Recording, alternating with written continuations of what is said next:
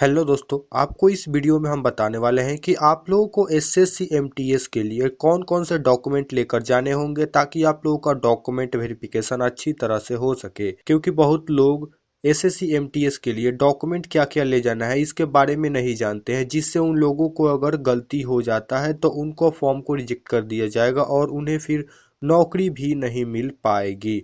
तो चलिए हम आप लोगों को बताते हैं स्टेप बाय। पहला डॉक्यूमेंट है आपका कॉल लेटर। कॉल लेटर आपको ले जाना बहुत ज़रूरी है, जो कि एसएससी एमटीएस की तरफ से आया हुआ होता है आपके पोस्ट ऑफिस के द्वारा। उसको आप लेकर के जरूर जाइएगा, नहीं तो आपको वहाँ पर एंट्री नहीं मिलेगा।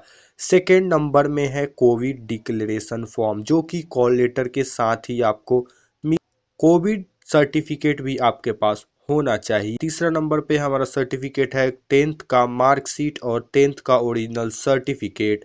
आपको सारे डॉक्यूमेंट ओरिजिनल लेकर के जाने होंगे। फोर्थ नंबर पर आता है 12th का मार्कशीट और सर्टिफिकेट। का हाईएस्ट क्वालिफिकेशन ग्रेजुएशन या डिग्री सर्टिफिकेट है तो आप उसके सर्टिफिकेट को भी साथ लेकर के जाएंगे, यानी आपने जहां तक अधिकतम पढ़ाई की है वहां तक के आपके पास सर्टिफिकेट और मार्कशीट।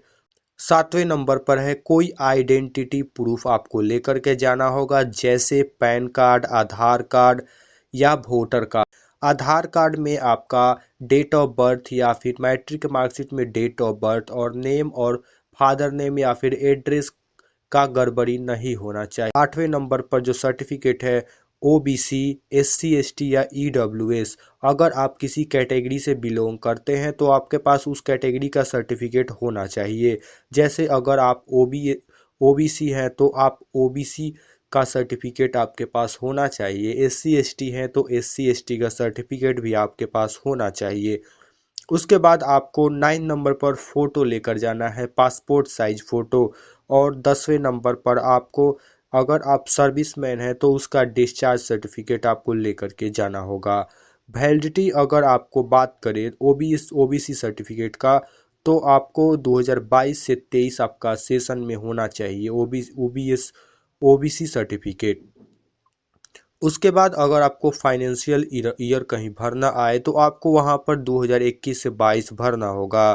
और ईडब्ल्यूएस आपको इंग्लिश या हिंदी किसी में भी चल जाएगा।